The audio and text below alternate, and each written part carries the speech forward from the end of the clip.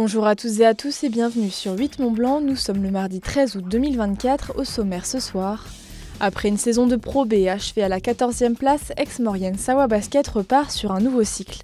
Un nouvel entraîneur a été nommé et de nouveaux joueurs sont arrivés, nous le verrons. Puis nous irons à la rencontre d'un jeune journaliste au Savoyard, épris de terres inaccessibles. Jean Bexon a embarqué sur un brise-glace en direction des terres australes françaises. Il nous raconte son aventure dans quelques minutes. Alors que les Jeux Olympiques de Paris, qui ont réuni plus de 200 délégations, viennent de s'achever, Aix-Maurienne Savoie Basket symbolise à lui seul l'internationalisation du sport. Pour cette nouvelle saison en Pro B, le deuxième échelon du basket français, le club savoyard a choisi de miser sur un entraîneur américano-suédois. Kenny Grant, champion de France avec Nancy en 2011, connaît bien la Pro B pour y avoir joué et entraîné. C'est un championnat qui est extrêmement dense.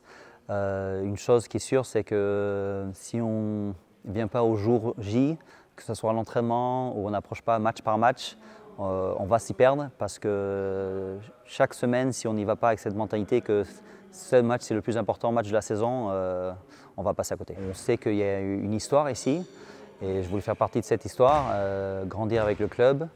Je pense qu'on a un bel objectif cette année. L'objectif, comme tout club de Pro B, je dirais au début, c'est d'assurer le maintien. Mais il y a une vraie envie d'attraper les playoffs et se donner une chance. Le nouveau technicien aixois s'est engagé pour une durée d'1 an. Une de ses premières missions a donc été de reconstituer un groupe homogène pour l'effectif professionnel d'AMSB. Sur le côté basket, il y avait un souhait de garder les joueurs français qui étaient dans le club par rapport à leur qualité, mais aussi l'état d'esprit, la combativité des joueurs, est-ce qu'ils rentrent dans le projet global du club. Et ça, pour moi, c'est aussi un facteur X sur le recrutement, que ce soit pour les Français ou pour les étrangers. À ce jour, une douzaine de joueurs est sous contrat professionnel à Aix-Maurienne.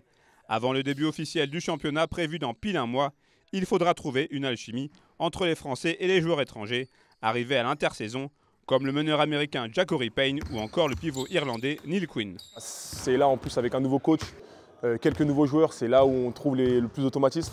Pendant la saison, ce sera plus compliqué avec plus de matchs. Donc c'est là-dessus qu'on a le droit de faire des erreurs, c'est maintenant. Donc il faut en faire un maximum, j'ai envie de dire, maintenant pour en faire le moins pendant la saison. Et ouais, ça démarre bien, on court beaucoup, c'est une bonne chose. On a beaucoup de bons athlètes, donc il faut courir. Et donc du coup, ouais, c'est une très bonne ambiance et des très bons entraînements qu'on fait depuis une semaine. 6 matchs de préparation sont prévus.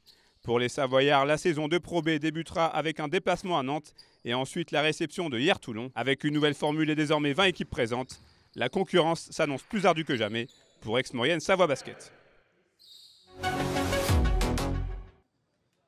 Attablé à une terrasse annécienne, le jeune homme a l'esprit bien loin des montagnes qui l'entourent. Journaliste de profession, Jean Bexon revient en effet d'une expédition peu commune.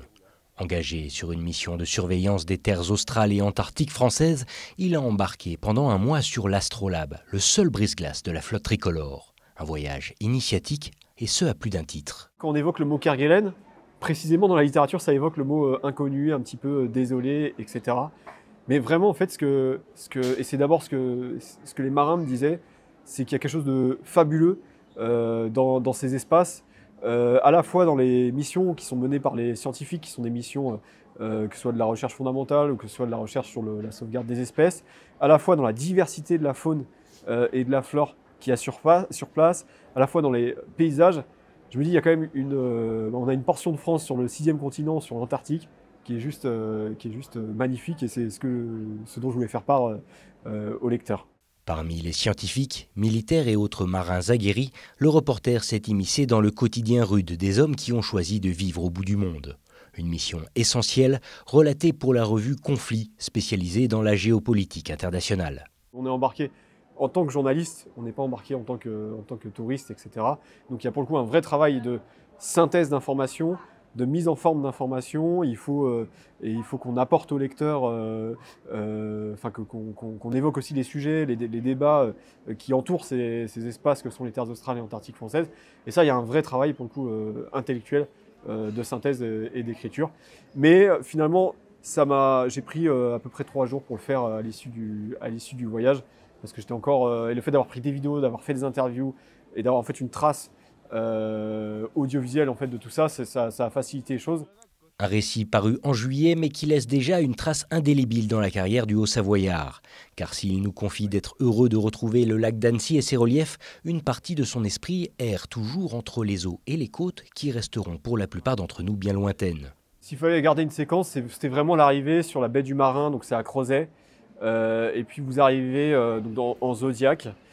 Au loin, il vous semble voir une foule bichrome. En fait, il s'avère que c'est une foule, il devait y avoir 20 000 manchots, donc ce qu'on appelle vulgairement des pingouins, qui est en train de jaboter, et ça c'était fascinant. Et puis quand on a posé le pied sur terre, vous voyez à la fois des éléphants de mer, à la fois des pétrels, à la fois des albatros, donc des poussins de manchots, ce qu'on appelle des crèches, donc un ensemble des groupes énormes de poussins de manchots.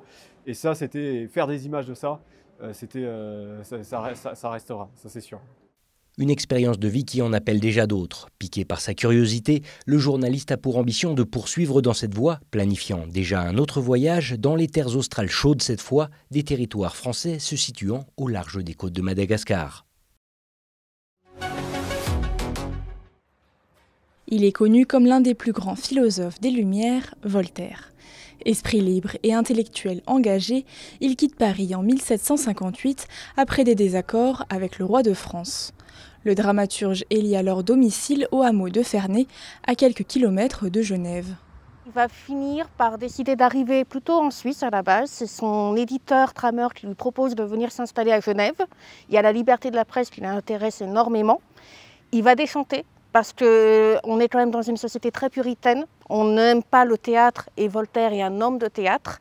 Et donc il va choisir au final de se mettre entre deux au château de Voltaire sur Ferney. À son arrivée, Voltaire acquiert un vieux château fort qu'il remet à neuf avec tout le confort de son époque. Et ce coup de fouet ne s'arrête pas à sa demeure, puisque c'est tout le village de Ferney qui va bénéficier de la présence du philosophe. C'est un tout petit hameau lorsqu'il arrive. On a à peine 100-200 personnes qui vivent dans des conditions un peu compliquées. Lui va décider d'assécher les marais qui environnent la ville.